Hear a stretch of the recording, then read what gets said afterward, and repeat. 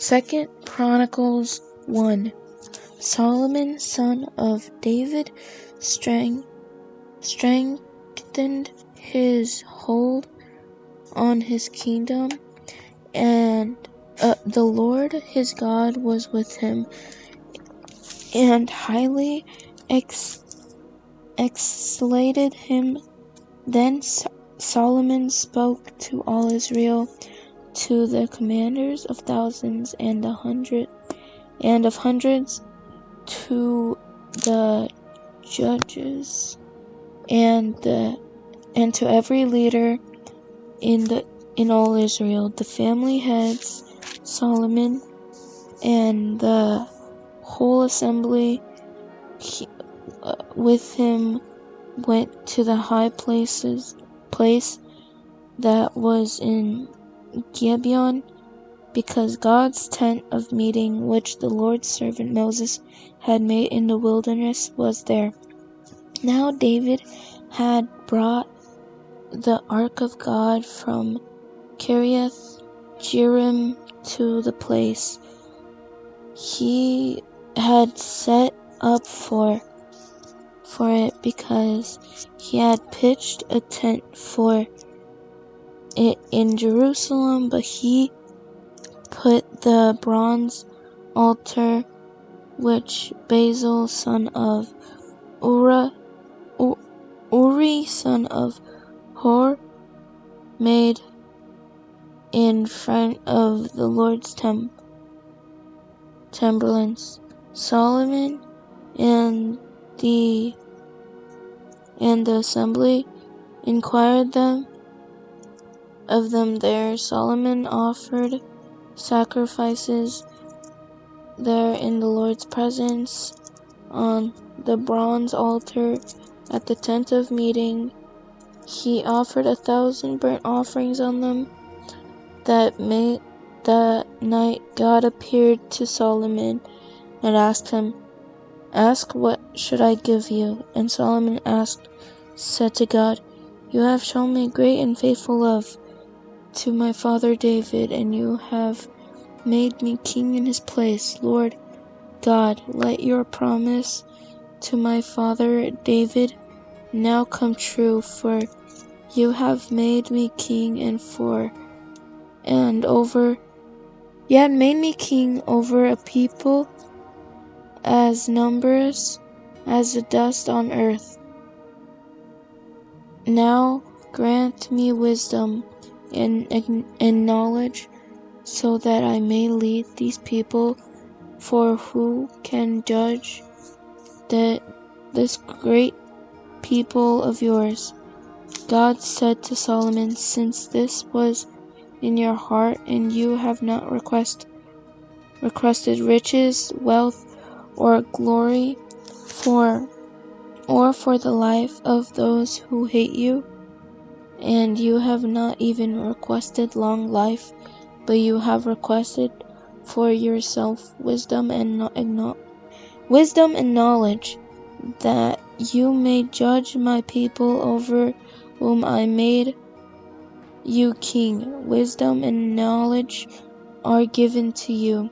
I will also give you riches, wealth, and glory, unlike what was given to the kings who were before you. You will be given to those after you." So Solomon went to Jerusalem from the high place that was in Gibeon, in front of the tent of meeting, and he regained over Israel. Solomon accumulated 1,400 chariots and 12,000 horsemen, which he stationed in the chariot city. And with the king in Jerusalem, the king made silver and gold as common as in Jerusalem as stone, and he made cinder as abundant as Sycamore in the Judean foothills. Solomon's horses came from Egypt to Q. The king traders would get them from Q at the going price. A chariot would be imported from Egypt for 15 pounds of silver, and a horse for nearly 4 pounds. In the same way, they exported them to all the kings of the Hittites and to the kings of Aram through their agents. 2 Chronicles 2. Solomon decided to build a temple for the name of the Lord and royal palace for himself. So he assigned 70,000 men as porters, 80,000 men as stone cutters in the mountains, and 3,600 as supervisors over them. Then Solomon sent word to King Hiram to Tyre, "Do for me what you did for my father David. You sent him cedar to build him a house to live in. Now I am building a temple for the name of the Lord my God, in order to dedicate it to him for burning fragrance and incense before him, for displaying the rows of the bread of the presence continuously, and for sacrificing burnt offerings for the morning of this event, for the morning and the evening, the Sabbaths, and the new moons, and the appointed festival of the Lord our God. This is ordained. This is ordained for Israel permanently. The temple that I am building will be great, for our God is greater than any of the gods. But who is able to build a temple for him, since even heaven and the highest heaven cannot contain him? Who am I then that I should build a temple for him, except as a place to burn incense before him? Therefore send me an artisan who is skilled in engraving, to work with gold, silver, bronze, and iron, and with purple, crimson, and blue yarn. He will work with the artisans who are with me in Judah and Jerusalem, appointed by my father David. Also send me cedar, cypress, and algum logs from Lebanon, for I know that your servants know how to cut the trees of Lebanon. Note that my servants will be with your servants, for prepare logs for me in abundance, because the temple I am building will be great and wondrous. I will give your servants, the wood cutters who cut the trees, 120,000 bushels of wheat flour, 120,000 bushels of barley, 120,000 gallons of wine, and 120,000 gallons of oil. Then King Hiram of Tyre wrote a letter and sent it to Solomon. Because the Lord loves his people, he set you over them as king. Hiram also said, "Blessed be the Lord, God of Israel, who made the heavens and the earth. He gave King David a wise son with insight and understanding, who will build a temple for the Lord and a royal palace for himself. I have now sent Huram Abi, a skillful man who has understanding. He is a son of the woman from a daughter of Dan. His father is a man of Tyre. He knows how to work with gold, silver, bronze, iron, stone, and wood, with purple, blue, crimson yarn, and fine linen. He knows how to do all kinds of engraving and to execute any design that may be given to him. I have sent him to be with your artisans and the artisans of my lord your father David. Now let my lord send the wheat, barley, oil, and wine to his servants as promised. We will cut logs from Lebanon, as many as you need, and bring them to you as rafts by sea to Joppa. You can then take them up to Jerusalem.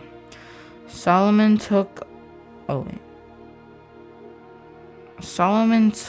census of all the resident alien men in the land of Israel. After the census that his father David had conducted, and the total was 153,600. Solomon made 70,000 of them porters, 80,000 of them stonecutters and the mountains, and 3,600 supervisors to make the people work. For 2 Chronicles 3, when Solomon began to build the Lord's temple in Jerusalem, on Mount Moriah, where the Lord had appeared to his father David, at the site David had prepared on the threshing floor of Ornan the Jebusite, he began to build on the 2nd day of the 2nd month in the 4th year of his region. These are Solomon's foundations. There, for building God's temple, the length was 90 feet and the width 30 feet. The portico which was across the front extend across the width of the temple was 30 feet wide. Its height was 30 feet. He overlaid its inner surface with pure gold, and the larger room he paneled with cypress wood overlaid with fine gold and decorated with palm trees palm trees and chains. He ordered the temple with precious stones and for beauty, and the gold was the gold of Pervium. He overlaid the temple, the beams, the threshold, its walls and doors with gold, and he carved cherubim on the walls. When he made the most holy place, its length corresponded to the width of the temple, 30 feet, and its width was 30 feet. He overlaid it with 45,000 pounds of fine gold. The weight of the nails was 30 ounces of gold, and he overlaid the ceiling with gold. He made 2 cherubim of sculptured work for the most holy place, and he overlaid them with gold. The overall length of the wings of the cherubim was 30 feet. The wings of one was 7.5 feet, touching the wall of the room. Its other wing was 7.5 feet, touching the wing of the other cherub. The wing of the other cherub was 7.5 feet, touching the wall of the room. Its other wing was 7.5 feet, reaching the wing of the other cherub. The wingspan of these cherubs was 30 feet. They stood on their feet and faced the large room. He made the curtain of blue, purple, and crimson yarn and fine line, and he wove cherubim into one. In front of the temple, he made 2 pillars, each 27 feet high. The capital on top was each 7.5 feet high. He had made chain work in the inner sanctuary and also put it on top of the pillars. He made 100 pomegranates and fastened them into the chainwork. Then he set up the pillars in front of the sanctuary, one on the right and one on the left. He named the one on the right Jachin and the one on the left Boaz.